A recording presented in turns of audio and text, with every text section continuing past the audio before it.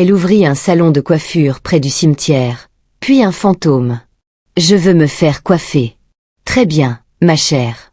Asseyez-vous, je vous en prie. Merci. Alors, quelle coiffure aujourd'hui? Juste une coupe, s'il vous plaît.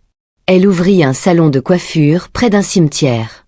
Mais elle ne se contenta pas de coiffer. Elle devint le pont entre les vivants et les morts.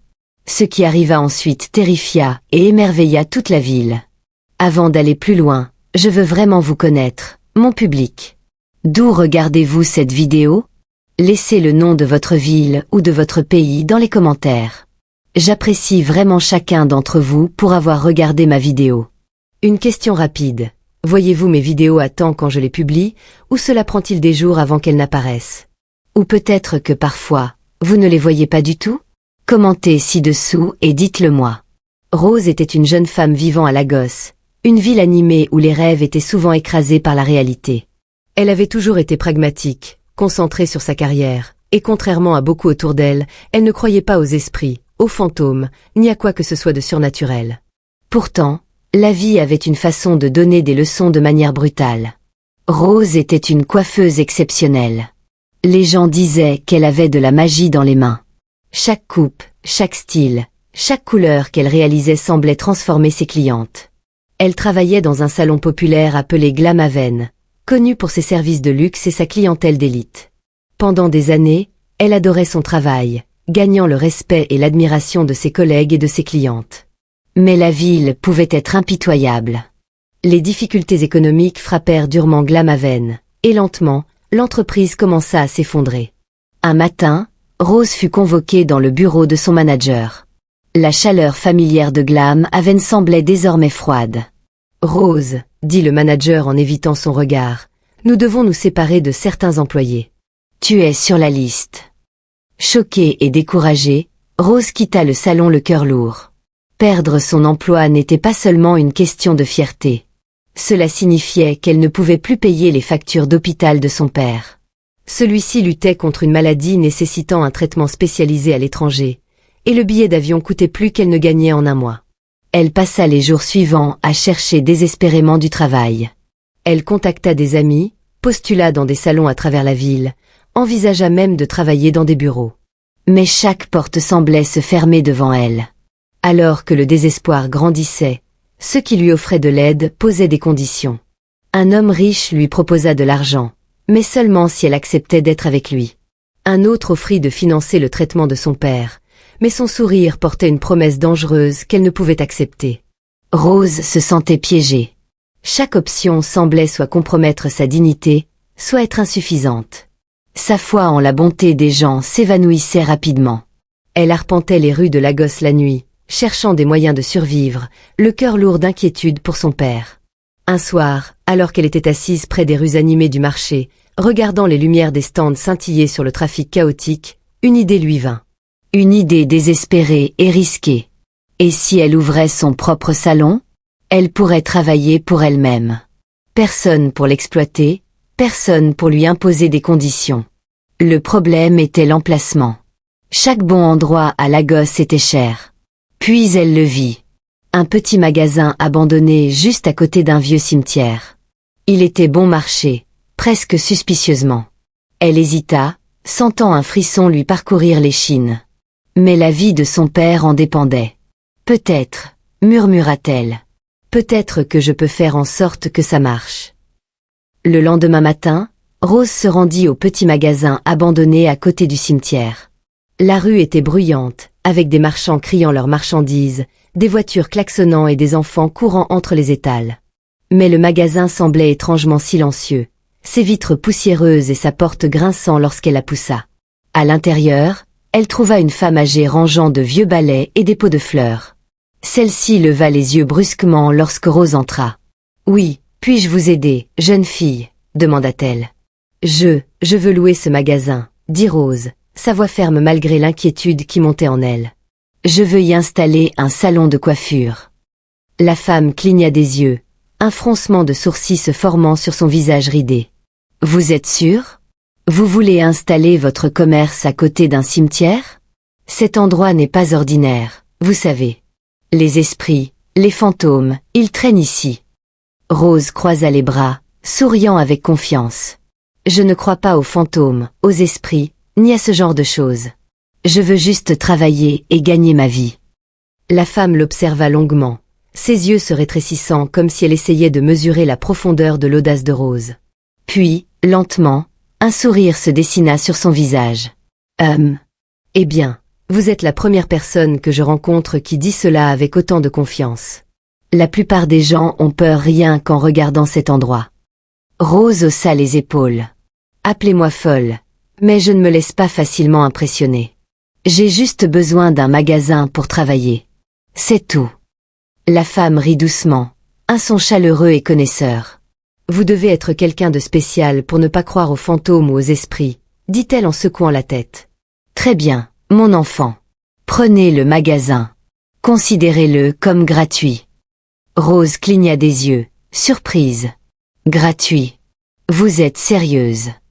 Absolument, répondit la femme, toujours souriante. Promettez-moi juste une chose. Ne laissez pas votre orgueil vous aveugler.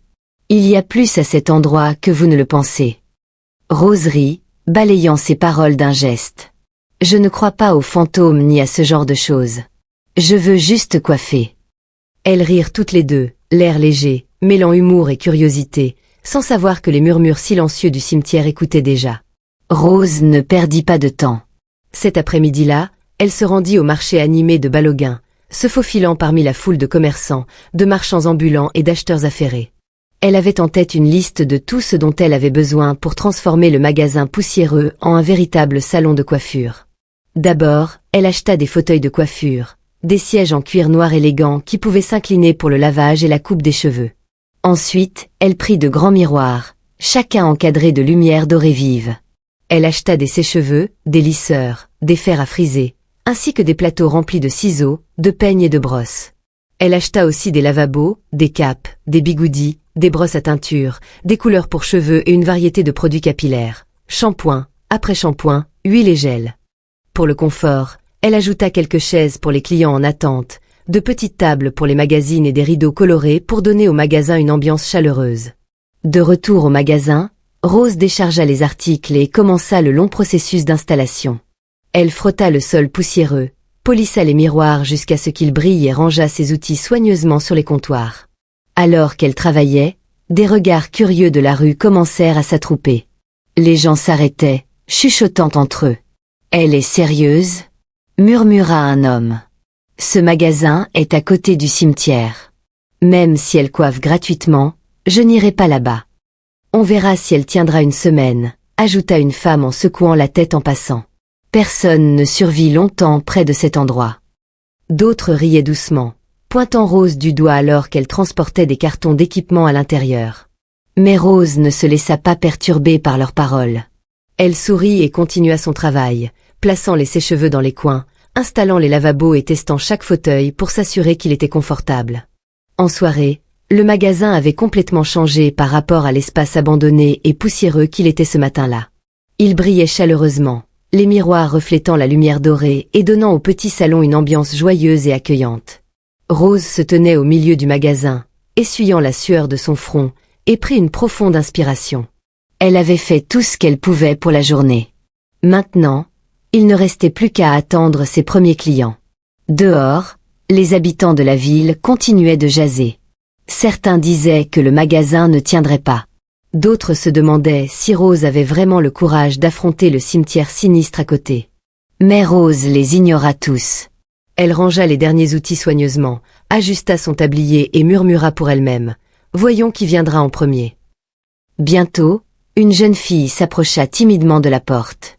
Elle semblait nerveuse, passant d'un pied à l'autre. « Tante Rose, s'il vous plaît, » dit-elle doucement. « Je n'ai pas d'argent, mais je veux me faire coiffer aujourd'hui. Pouvez-vous, s'il vous plaît ?» Rose s'arrêta un instant, réfléchissant que le magasin avait été calme ces derniers temps et que les gens hésitaient à venir à cause de son emplacement. Elle soupira. « Eh bien, je n'ai rien d'autre à faire pour le moment, » murmura-t-elle. « Laissez-moi vous aider. Au moins, les gens verront que je travaille et sauront que je suis douée. » Les yeux de la jeune fille s'illuminèrent. « Merci beaucoup, tante » s'exclama-t-elle en entrant.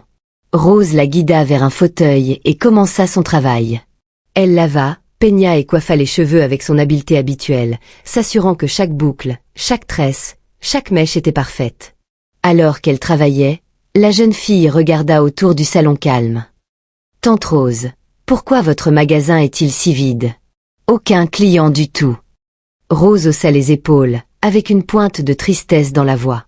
« Ma sœur, les gens ont peur de venir ici. Ce magasin est près d'un cimetière, et la plupart pensent qu'il est hanté ou maudit. » La jeune fille sourit doucement. « Ne vous inquiétez pas, tante. Les gens viendront. Ils doivent juste voir votre travail. Je suis sûre qu'ils l'aimeront autant que moi. » Rose continua son travail, mettant tout son cœur dans chaque mèche. « J'ai juste besoin d'argent pour régler les factures médicales de mon père, » dit-elle doucement. « Il est très malade et j'ai besoin de l'emmener à l'étranger pour un traitement. » La jeune fille hocha la tête, l'encourageant. « Ne vous inquiétez pas, tante. Je promets que les gens viendront. Vos mains sont talentueuses et votre cœur est bon. Un jour, tout le monde le verra. » Quand elle partit, ses cheveux étaient impeccables et elle sortit avec un sourire, laissant Rose ressentir une petite étincelle d'espoir pour la première fois de la journée. Immédiatement après le départ de la jeune fille, une femme nommée Madame Admi se hâta dans la rue avec sa fille, Tozen, une enfant de 10 ans aux yeux brillants, avec un événement scolaire important à venir. Elles avaient pris rendez-vous avec une autre coiffeuse, mais à leur arrivée, la styliste les avait déçues avec des tresses mal faites et inégales. Alors qu'elles rentraient, frustrées et inquiètes, le regard de Tozen erra vers le petit salon à côté du cimetière.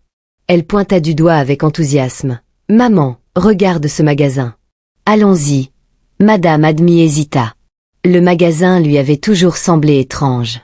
La proximité avec le cimetière la mettait mal à l'aise, et elle était passée devant une douzaine de fois, pensant que l'endroit était trop bizarre pour être digne de confiance. « Je ne sais pas, Tozen. Ça a l'air effrayant. Peut-être qu'on devrait rentrer, » dit-elle. Mais Tozen insista. « S'il te plaît, maman, on en a besoin pour le concours. J'aime vraiment son magasin. »« S'il te plaît, » avec un soupir, Madame Admi acquiesça. Elle réalisa qu'elle n'avait pas d'autre option si Tozen devait être parfaite pour l'événement. « Très bien, allons-y. Mais juste pour aujourd'hui, » dit-elle en entrant avec sa fille. Rose leva les yeux de son fauteuil, souriant chaleureusement. « Bonjour. Bienvenue. Asseyez-vous. Ne vous inquiétez pas. Je vais rendre vos cheveux magnifiques. » Madame Admi regarda avec scepticisme Rose commencer son travail, peignant, tressant et coiffant soigneusement les cheveux de Tozen. Chaque tresse, chaque boucle semblait parfaitement placée, chaque mèche rebondissant de vie. Le temps semblait filer et bientôt, les cheveux de Tozen furent transformés en une œuvre d'art. Brillants, lisses et parfaitement coiffés. Madame Admi n'en croyait pas ses yeux. « C'est incroyable !» s'exclama-t-elle. Rose sourit modestement. « Je suis contente que ça vous plaise. C'est ce que je fais de mieux. » Ravie, Madame Admi paya Rose plus qu'elle ne l'avait prévu, insistant « Gardez la monnaie. Je reviendrai certainement faire coiffer mes cheveux ici à l'avenir. Vous avez un don. » Tozen serra la main de sa mère en quittant le magasin. Elle rayonnait presque d'excitation. « Maman, je pense que Rose m'a porté chance, » murmura-t-elle en se dirigeant vers son école. Quand elles arrivèrent aux portes de l'école, les enfants et les enseignants commençaient déjà à remarquer Tozen. « Waouh, où as-tu fait coiffer tes cheveux ?»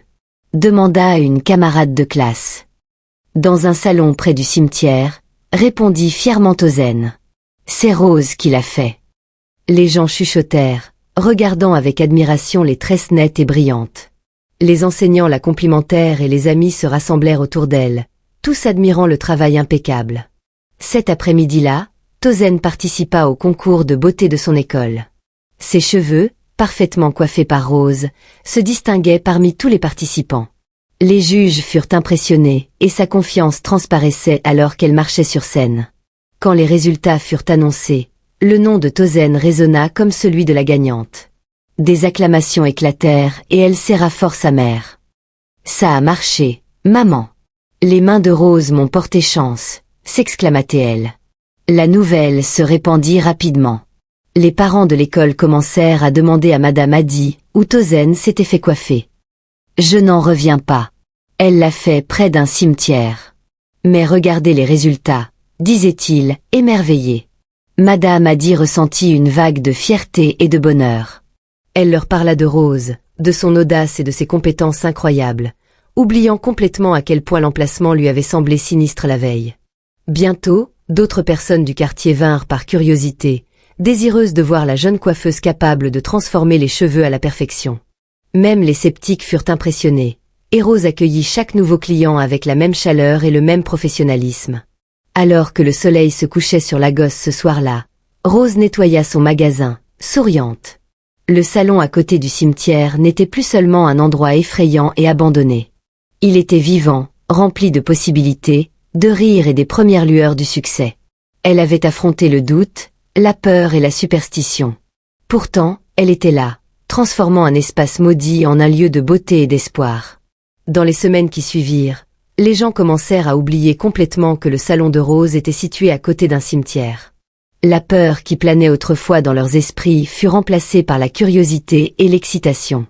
Des femmes du quartier, des employés de bureau, des étudiantes et même quelques célébrités commencèrent à venir dans le salon de Rose, impatientes de voir de quoi il retournait. Dès qu'elle quittait le salon, les compliments affluaient. Collègues, amis et voisins ne tarissaient pas d'éloges sur leurs cheveux. « Tes cheveux sont magnifiques. Qui les a faits ?» demandait-il, les yeux écarquillés et impressionnés. Chaque compliment rendait les femmes fières et confiantes. Elles ne pouvaient s'empêcher de revenir chez Rose pour maintenir cette apparence parfaite qui les faisait se démarquer. La nouvelle se répandit rapidement par les réseaux sociaux, le bouche à oreille et les conversations à l'école. Bientôt, des gens venaient d'autres quartiers de la ville juste pour que Rose travaille sa magie sur leurs cheveux. Le petit salon, autrefois vide et sinistre, était désormais animé de discussions, de rires et du bourdonnement des sèche-cheveux. Il n'était plus jamais silencieux ou ennuyeux. Chaque jour apportait une nouvelle foule. Chaque cliente partait plus heureuse que la précédente. Les gens commencèrent à parler de Rose avec une admiration discrète. « Elle est incroyable. As-tu vu son travail ?» chuchotait-on, émerveillé. Petit à petit, un surnom commença à s'imposer. On l'appela la magicienne des cheveux. Ce nom se répandit encore plus vite que son travail réel, donnant à Rose une réputation qui semblait presque légendaire. Rose elle-même souriait en entendant ce surnom, le rejetant modestement. « Je fais juste mon travail », disait-elle. Mais au fond d'elle-même, elle était fière. Son travail acharné, son talent et sa détermination commençaient enfin à porter leurs fruits. En soirée, lorsque le salon se vidait et que les rues de Lagos s'illuminaient du coucher de soleil, Rose s'asseyait dans son fauteuil, savourant les rires et la satisfaction de ses clientes. Le petit salon à côté du cimetière était désormais un lieu de vie, de beauté et de succès, et les gens oubliaient complètement son emplacement sinistre. Après avoir servi une cliente, Rose s'assit enfin un instant pour se reposer. Elle essuya la sueur de son front et sourit, appréciant l'énergie animée du salon. C'est alors qu'elle vit la jeune fille qu'elle avait aidée plus tôt revenir dans le magasin. Le visage de Rose s'illumina. « Toi encore ? Je suis si heureuse de te revoir. » La jeune fille rit doucement. « Vous ne le croirez pas, tante. Dès que je suis partie ce matin, une dame est venue se faire coiffer avec sa mère. Depuis, elle revient régulièrement, et de plus en plus de gens découvrent votre travail. » Les yeux de Rose s'agrandirent de surprise et de joie. « Vraiment ? C'est incroyable. » Elle secoua la tête, riant doucement. « Oh, je n'ai jamais su ton nom la dernière fois que tu es venue. » La jeune fille sourit chaleureusement. « Ne vous en faites pas. Pouvez-vous m'aider à coiffer mes cheveux aujourd'hui ?» Rose hocha la tête. « Pourquoi pas ?» Elle la guida vers un fauteuil et fit sa magie, coiffant chaque section de ses cheveux jusqu'à ce qu'ils soient parfaits. Quand elle eut terminé, la jeune fille fouilla dans son sac et sortit de l'argent. « Tenez, tante Rose, pour votre aide, dit-elle poliment. Rose agita la main. « Non, je te considère comme ma petite sœur. Garde l'argent. Ce n'est pas la question. » Les yeux de la jeune fille s'agrandirent. « Waouh, merci beaucoup, tante. Je suis sûre que d'autres clients viendront et que vous gagnerez assez pour payer les factures médicales de votre père. » Elle sourit brillamment avant de partir, laissant Rose avec un cœur chaud et un espoir renouvelé. Dès que la jeune fille fut partie, d'autres clientes se précipitèrent dans le salon de Rose. Le petit salon bourdonnait d'énergie alors que des femmes de tous âges s'asseyaient avec impatience, prêtes à voir leurs cheveux transformés. Voyant la foule grandissante, Rose décida qu'il était temps d'augmenter un peu ses tarifs. Elle sourit en expliquant ses nouveaux prix. Et à sa grande surprise, personne ne se plaignit. « Tant que vous nous rendez belle, tante Rose », dit une femme. « De plus, vos coiffures portent chance. » La première femme dans la file, une jeune femme d'affaires nommée Chinello, sourit en s'asseyant. « Tante Rose, après que vous avez coiffé mes cheveux la semaine dernière, j'ai remporté un énorme contrat au travail. Tout le monde a été impressionné par ma présentation, mais je jure que c'est votre coiffure qui m'a donné confiance. » Une autre femme, Noix, intervint en attendant son tour. « Moi, j'ai été promue. J'attendais ça depuis des mois, et après que vos mains magiques ont travaillé sur mes cheveux, mon patron m'a remarqué. Je n'en reviens pas.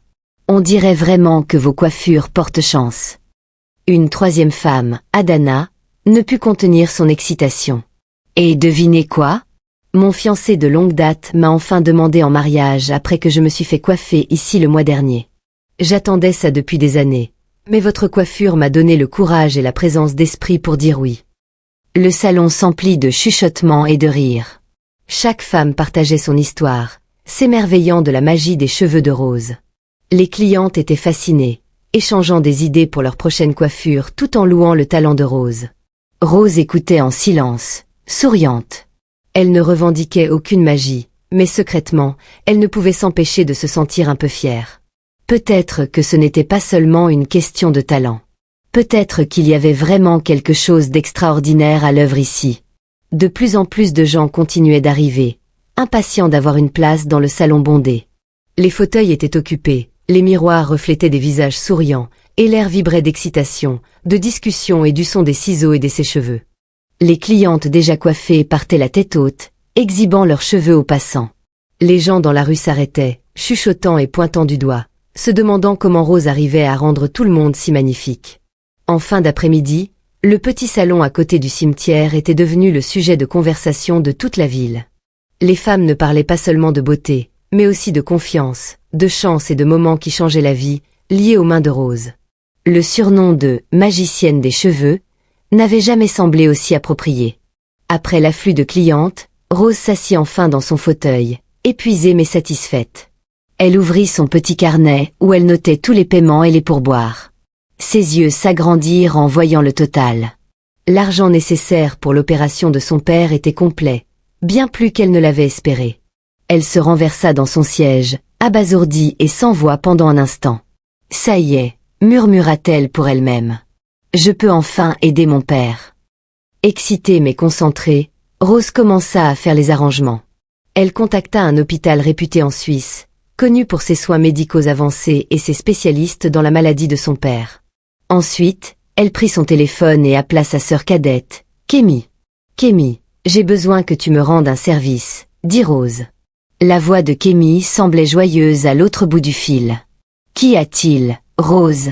Tu as l'air sérieuse. » Rose expliqua la situation. « J'ai réussi à obtenir l'argent pour l'opération de papa, mais je ne peux pas l'accompagner.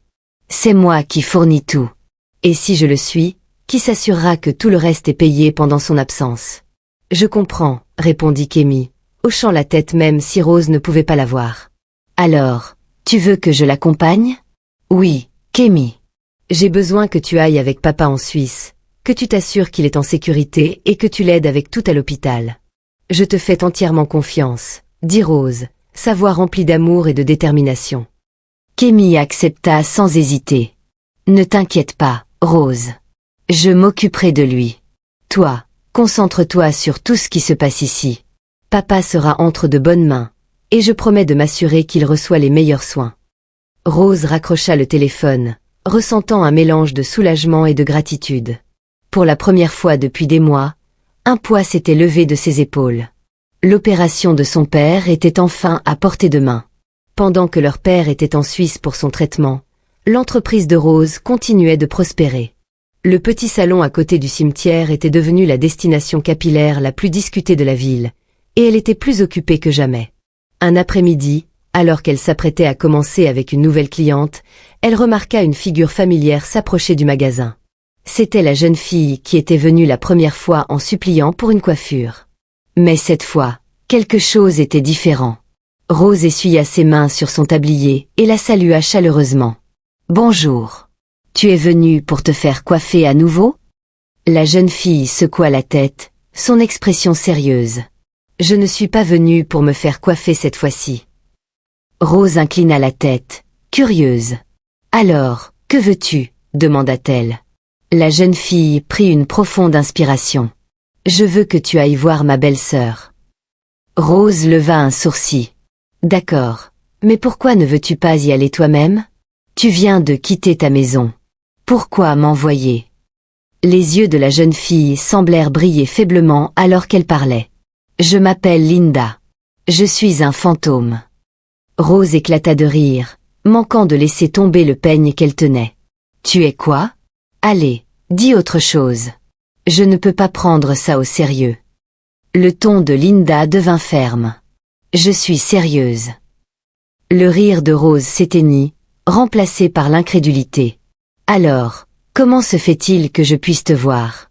Je pensais que les fantômes étaient des esprits qu'on ne pouvait pas voir à l'œil nu. » Linda hocha lentement la tête. « Oui, mais parce que tu es ici et là où tu te tiens, on t'a donné la capacité de me voir. Tu n'es plus une personne ordinaire. » Le cœur de Rose fit un bond. Elle était choquée, fixant la silhouette devant elle, réalisant que sa vie venait de basculer dans quelque chose de bien au-delà de l'ordinaire.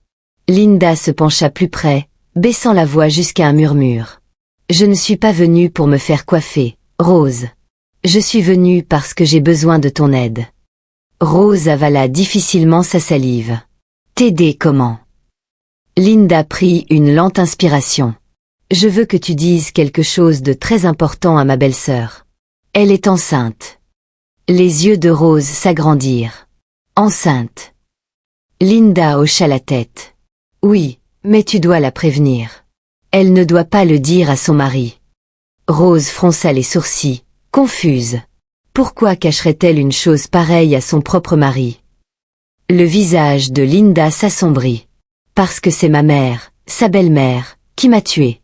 C'est une sorcière. Elle utilise ses enfants et ses petits-enfants pour gagner en rang dans le couvent. » Rose sentit un frisson la parcourir. Linda continua. « Si ma belle-sœur le dit à mon frère, il le dira à notre mère. Et une fois que ma mère le saura, l'enfant ne survivra pas. » La voix de Linda tremblait. « Dis-lui de ne pas utiliser l'hôpital de la famille. Le médecin là-bas rapporte tout à mon frère, et mon frère rapporte tout à ma mère. Elle doit aller dans un autre hôpital. Quelque part loin de la famille. » Rose resta figée, le cœur battant. Ce n'était pas une blague, pas une imagination. Pour la première fois de sa vie, elle comprit que le cimetière, le magasin et son succès soudain avaient ouvert une porte qu'elle ne pourrait plus jamais refermer.